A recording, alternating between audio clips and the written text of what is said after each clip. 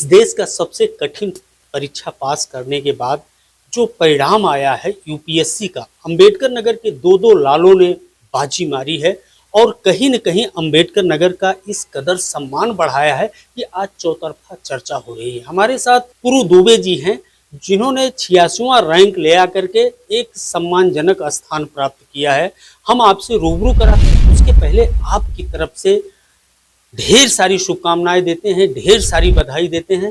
पुरु जी, आपको बहुत बहुत बधाई, ढेर सारी शुभकामनाएं। धन्यवाद ज्ञानी जी, मंच प्रोवाइड करने के लिए। ये मुस्कुराहट बता रही है कि बदलाव बहुत कुछ होने वाला है।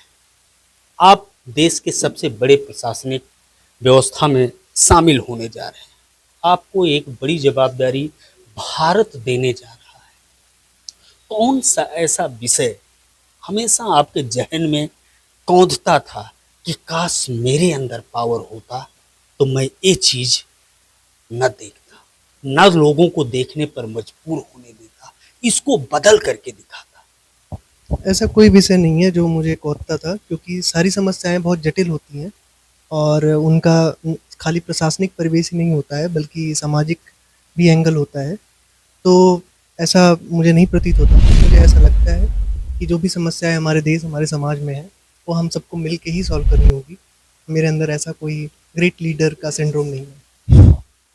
कुछ ऐसे विषय होते हैं जो आदमी के जहन में कभी कभी कौंधता है कि काश मैं डीएम होता, काश मैं एसपी होता, काश मैं जेलर होता, काश मैं सीएम होता, पीएम होता। कभी कभी एक मूवी भी आई थी, एक दिन का चीफ मिनिस्टर।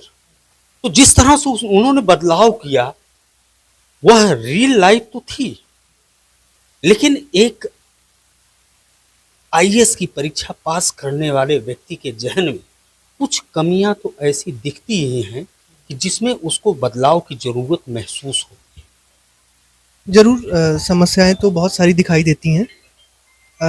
कुछ मुद्दे जो मेरे दिल के बहुत नज़दीक हैं, जैसे कि पर्यावरण और विमेन एम्पावरमेंट या फिर विमेन का जो सिचुएशन है हमारे समाज में, और जातिगत भेदभाव और डिस्क्रिमिनेशन, ये सब मुद्दे थोड़ा सा दिल के नज़दीक हैं, क्योंकि मुझे समाजशास्त्र पढ़ने का भी मौका मिला। तो इन सब मुद्दों को मैं अच्छे तरीके से समझ पाया। तो कोशिश रहेगी कि अगर मौका मिले तो कुछ कर पाऊँ इन सब मुद्दों में। गुरुजी, हर आदमी एक विषय में महारत हासिल करता है।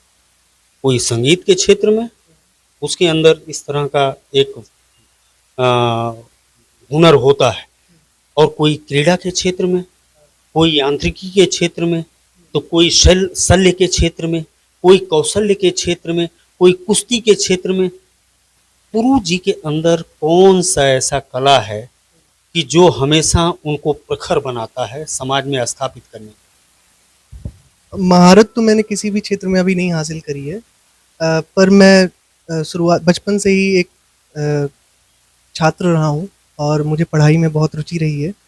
तो सारे विषय इंक्लूडिंग समाजशास्त्र जो मेरा ऑप्शनल रहा, इन सब में मुझे बहुत रुचि है और इन सब में मैं आगे भी पढ़ना चाहूँगा सर्विस के दौरान भी। सिविल इंजीनियरिंग में मैंने सुना कि बीएचयू से आप गोल्ड मेडलिस्ट हैं।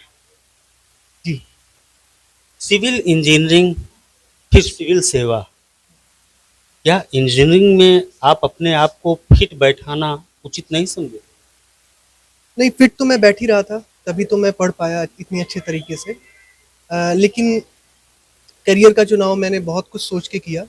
सिविल इंजीनियरिंग में आ गया था तो ऐसा ज़रूरी नहीं है कि सिविल इंजीनियरिंग में ही करियर बनाया जाए। हमेशा से अच्छा कर रहा था बचपन से ही, तो सबसे अच्छा करने की उम्मीद थी और मुझे ये पता चला कि यूपीएससी सिविल सर्विसेज एक सबसे अच्छा पेपर, सबसे बड़ा पेपर है भारत का, तो मैंने उसमें प्रयास किया। और वैसे कमजोरी बताई नहीं जाती हमेशा। हाँ, भी सारे ग्रंथ कहते हैं कि कभी अपनी कमजोरी नहीं बतानी चाहिए, लेकिन एक विषय हमेशा आदमी को डराता है। गुरु को कौन सा विषय शुरू से डराता रहा है कि कहीं उस विषय के सवालों की बौछार एग्जामिनर न करे? वैसे तो कोई विषय नहीं डराता था, क्योंकि सब सब कुछ पढ़ने में रुचि थी। अ, लेकिन आप कह सकते हैं कि चूँकि मैं समाजशास्त्र में नया था, तो शुरुआत में मुझे दिक्कत होती थी और उसके लिए काफ़ी मेहनत करनी पड़ी। 1750 अंक हैंड राइटिंग से मिलते हैं, जैसा कि मैंने सुना है। 275 अंक आपका इंटरव्यू कह लीजिए या प्रेजेंटेशन किस तरह से समाज में रहेगा इस ऑफिसर का, यह तय करता है। फिर भी बार बार इंटरव्यू पर उंगली उठती है कि इंटरव्यू के दौरान भेदभाव होता है। मुझे तो कभी भी भेदभाव का सामना नहीं करना पड़ा, और जो भी उंगली उठाते हैं अगर वो साक्ष्य के साथ या प्रूफ कर पाए तो न्यायपालिका का द्वार उनके लिए खुला हुआ है। सबसे बड़ा आज चैलेंजिंग हो गया है सोशल मीडिया।